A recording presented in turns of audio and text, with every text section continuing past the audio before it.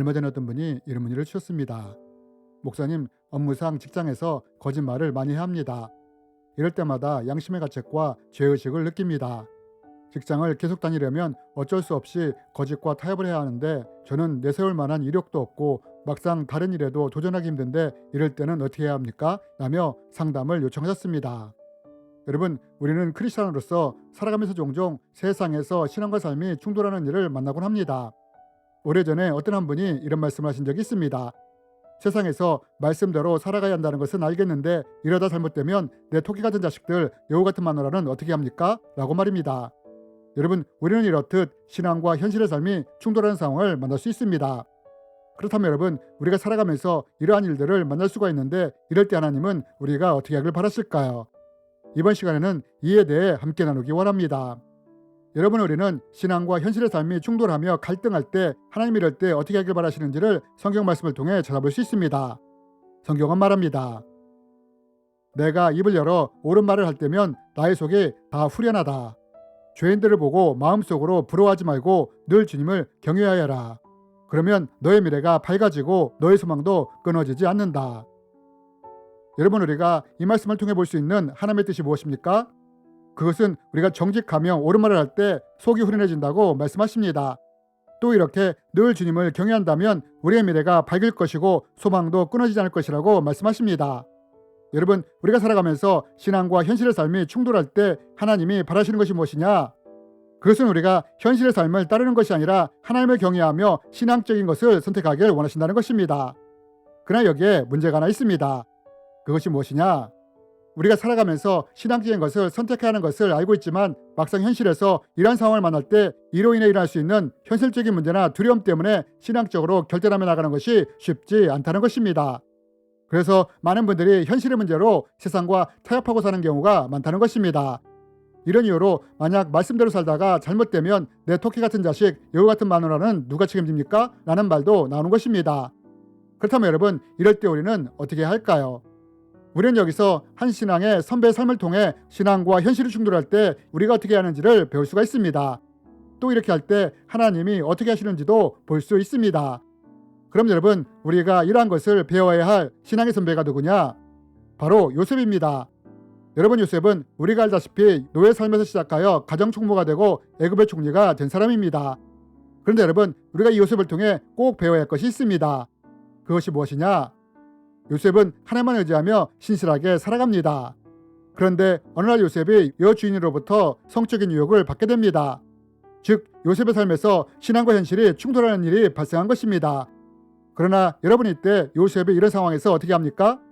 요셉이 자신은 노예이고 이것이 현실이라며 이런 상황과 타협합니까? 나는 노예라 주인의 명령을 어기면 죽을 수도 있는데 이러니 어쩔 수 없잖아 하면서 유혹에 순응했다고 합니까? 성경은 오히려 이럴 때 요셉이 이렇게 했다고 말을 합니다. 이 집안에서는 나 외에는 아무도 없습니다. 나의 주인께서 나의 마음대로 하지 못하게 한 것은 한 가지뿐입니다. 그것은 마님입니다. 마님은 주인 어른의 부인이시기 때문입니다. 그런데 내가 어찌 이런 나쁜 짓을 저질러서 하나님을 거역하는 죄를 지을 수가 있겠습니까? 여러분, 요셉이 신앙과 유혹이 충돌할 때 어떻게 했다고 합니까? 하나님을 경외함으로 하나님께 죄를 질 수 없다고 말을 했다고 합니다. 요셉은 신앙과 현실의 문제가 충돌할 때 기꺼이 신앙의 편에 선 것입니다. 여러분, 하나님 우리에게 바라시는 것이 무엇이냐? 신앙과 현실의 삶이 충돌할 때 현실이 아니라 신앙을 선택하길 원하신다는 것입니다. 하나님을 경외함으로 옳은 것을 선택하길 원하신다는 것입니다. 이것이 하나님이 우리에게 바라시는 것입니다. 그러나 이것이 우리를 향한 하나님의 뜻인데 왜 우리는 이것을 쉽게 결단하지 못하느냐? 요셉에게 일어났던 일이 우리에게도 일어날까봐 두렵기 때문입니다. 여러분, 요셉은 신앙과 현실이 충돌할 때 기꺼이 신앙을 선택합니다. 하지만 이로 인해 요셉에게 어떤 일이 일어납니까? 이 문제로 인해 감옥에 갇히게 되지 않습니까? 왜 많은 분들이 신앙과 현실이 충돌할 때 현실과 세상 앞에서 타협을 하게 되느냐? 그것은 요셉과 같은 문제가 자신에게도 일어날까봐 두려워하기 때문입니다. 잘못될까봐, 문제가 일어날까봐, 손해를 볼까봐 두렵기 때문입니다. 그러나 여러분, 이제부터 우리가 주목해서 보아야 할 것이 있습니다. 그것이 무엇이냐? 하나님은 말씀을 통해 정직하고 옳은 말을 하며 하나님을 경외하는 사람들의 미래가 밝고 소망이 끊어지지 않는다고 분명하게 약속하셨습니다. 이런 사람의 미래와 소망을 책임지시겠다고 하나님이 약속하신 것입니다.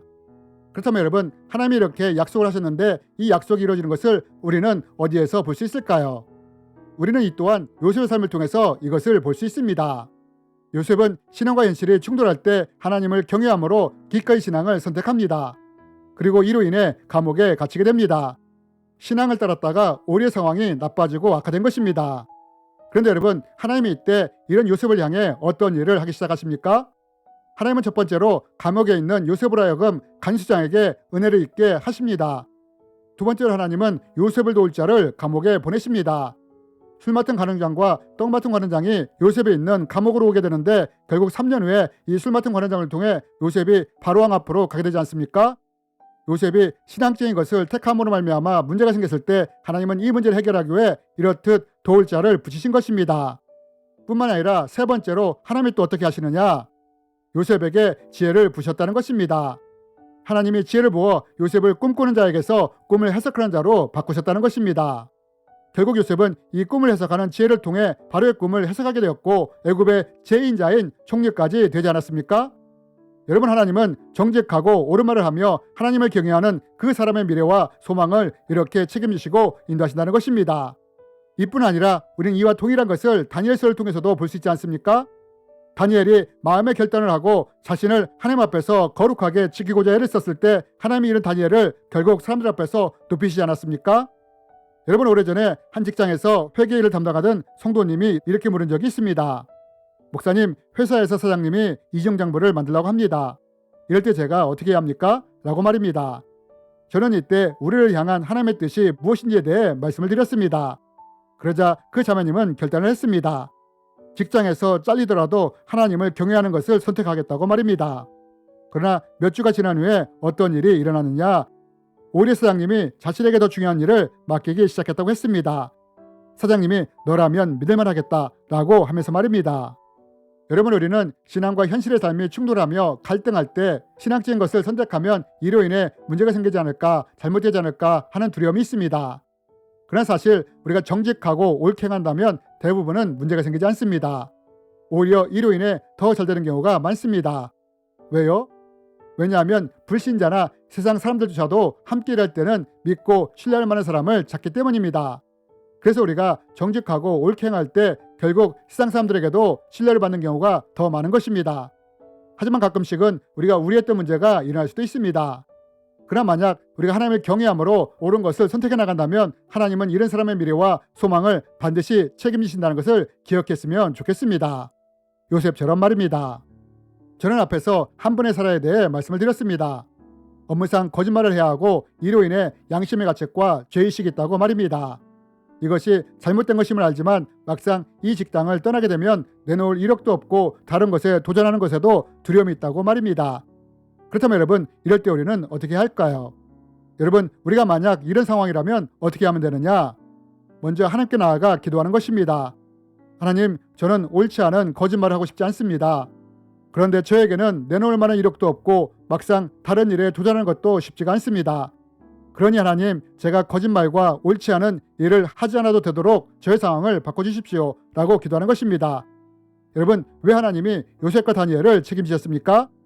왜냐하면 이들이 하나님을 경외하며 옳은 것, 거룩한 것을 선택하기로 결단했기 때문입니다. 그래서 만약 문의를 주신 분이 이렇게 기도해 나간다면 하나님이 어떻게 하시느냐? 이것이 바로 먼저 그의 나라와 의를 구하는 기도이며 하나님을 경외하는 모습이기 때문에 하나님이 이분의 기도대로 상황과 환경을 바꿔 나가시기 시작한다는 것입니다. 왜요? 하나님은 정직하며 옳은 것을 택하는 하나님을 경외하는 자의 미래와 소망을 책임지시겠다고 약속하셨기 때문입니다. 여러분, 만약 우리 가운데 혹시 이런 상황이 있는 분들이 있습니까? 이럴 때는 우리의 마음이 어려울 수 있습니다. 그러나 또한 이러한 상황이 하나님이 일하실 수 있는 것을 볼 수 있는 기회라는 것도 기억했으면 좋겠습니다. 우리가 하나님을 경외하며 신앙을 선택하며 나갈 때 하나님이 어떻게 일하시는지를 볼 수 있는 좋은 기회라는 것을 말입니다. 주님의 이름으로 여러분을 축복합니다.